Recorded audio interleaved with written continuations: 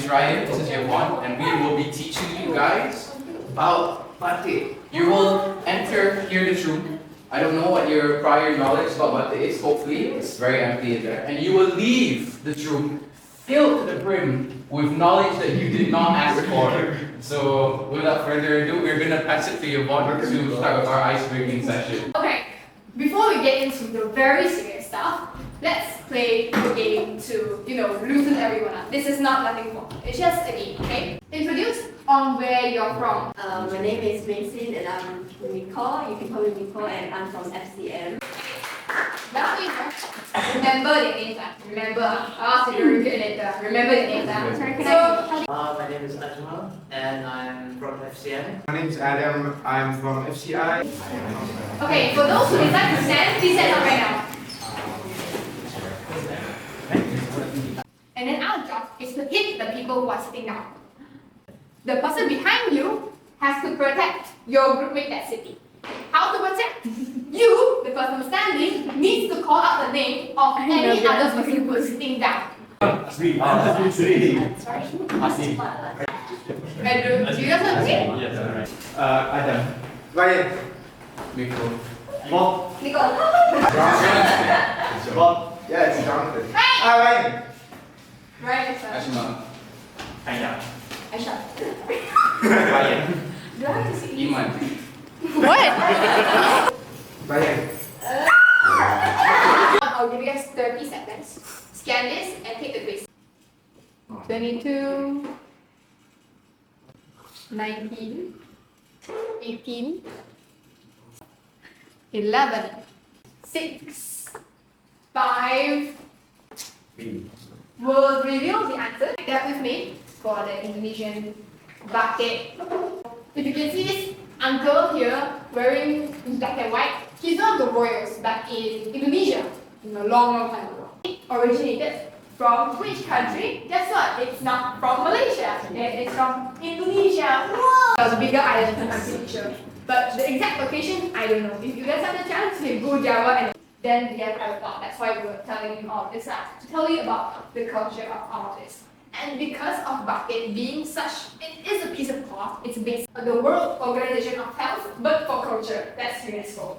And the official culture, the community of batik culture, does not fade despite the modernization of batik. Okay, so that's basically it. And from your papers and from the slide, you can see that name batik, which I will explain very quickly. So next slide, please. Okay, so batik. There's so many patterns and people who are really into this culture, they wear it on special occasions. So for the first one, you can see this is called parang. Meant to relay, what was it? Emotions, right? Yes.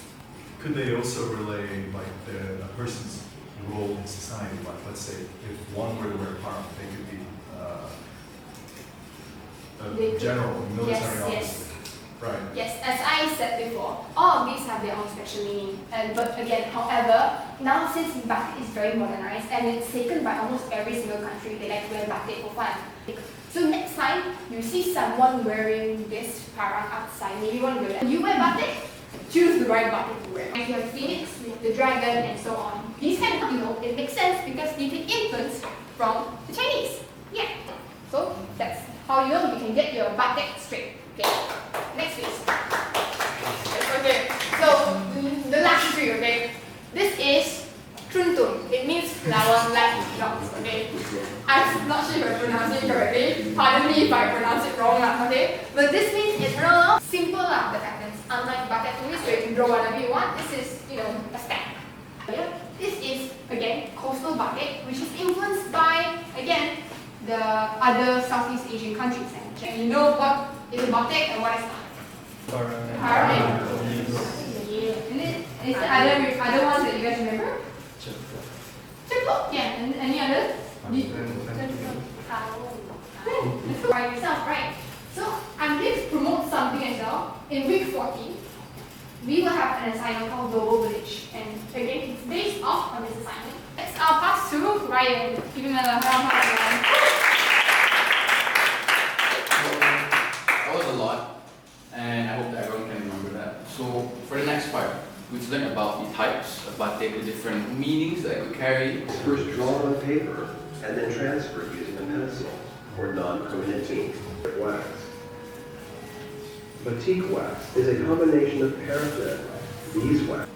However, there is a growing trend to use natural dyes, as we find in this Let's class. sum it up quickly. So let's reflect from what we somewhat saw in the previous question. Yes, We trace it. I'm about to get there. Oh, sorry. So as you have sketched your design of choice on a piece of paper, you will take your cloth and you will basically trace it again with pencil.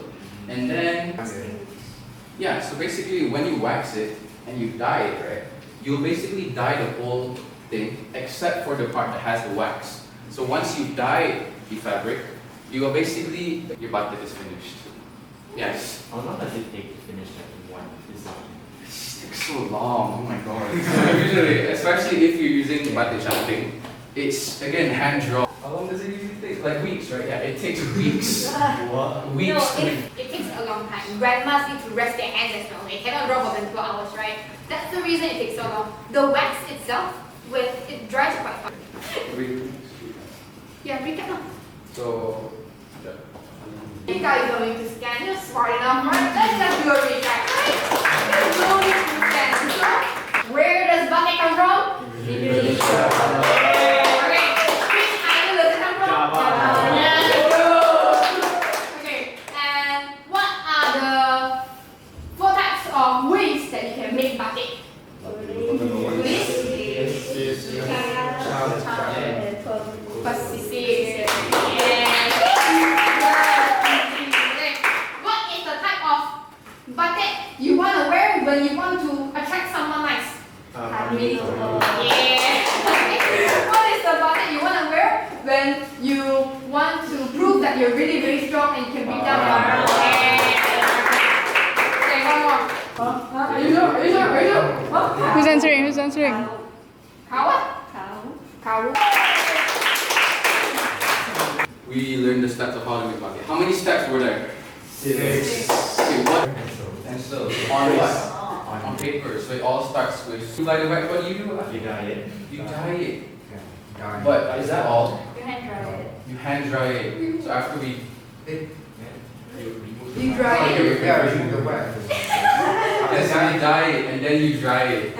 Yeah, okay. So that's the process. It's a powerful meaning, you know, to carry meaning with patterns on cloth which we can wear or make tablecloths.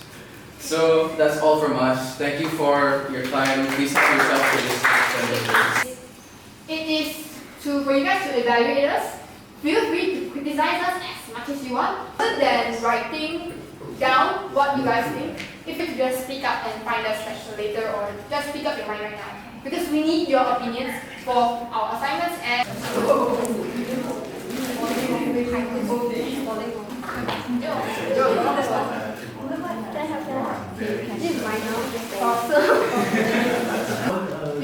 Okay, go.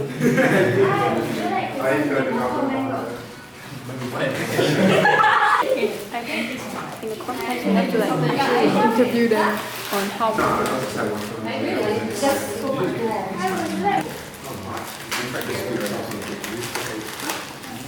we get through. What's it called?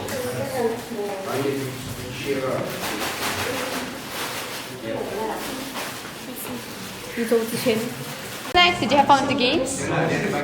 My general thoughts was it was very fun. I like everything. It was very smooth and the talks was not so boring as well. It's short but very much information are given. So yeah, everything is smooth and fun. Well, I personally think the icebreaking session was fun because we get to know other teams, and then and you guys got more time to prepare for the presentation. Yeah. And so as for the presentation, I think you did a very good job in explaining, and Ryan did too. But maybe when there are some technical issues, maybe you guys can be like less panic about it and handle it like quietly, so that we won't like what's happened, like maybe we can, someone needs to distract the Yeah, yeah, audience yeah. and someone can handle that quietly. So we can just, not stressing. Macam what the fuck tadi dengar dia pusing. What the fuck? Kita FOMO. Okay, so yeah, faham. Overall, yeah, it was good. Really? Is there anything else you want to add? Or it's like that overall? Yeah. Then thank you so much. We'll take that criticism into thought. So, how was the event? Is there any criticisms you'd like to give us? You could cheer up more, yeah.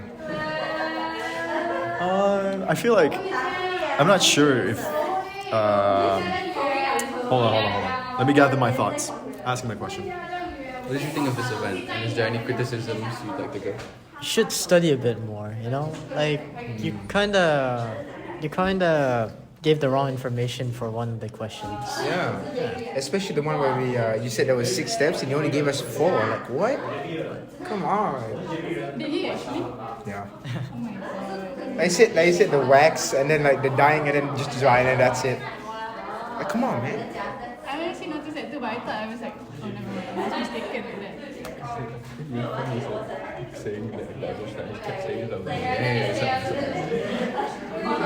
Okay. Aside from content-wise, I don't know anything about Bate, which I think it's fine. So just going in.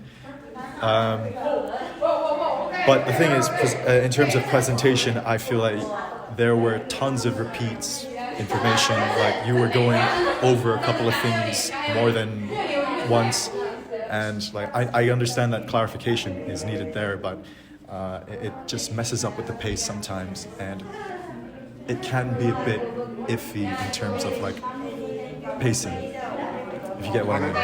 On a serious note, you should probably like practice it more, you know what I mean? Like do it in the background. Like, that way you could actually, set a real pacing so that everything's super smooth and straight. Being humble today. Yeah, hold on.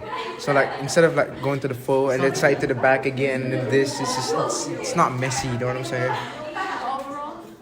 What would Overall, you say it's pretty about the overall audience engagement? How we engage? Yeah, it's very engaging, yeah, indeed. It's very engaging. Yep, I did learn something. What about the structure?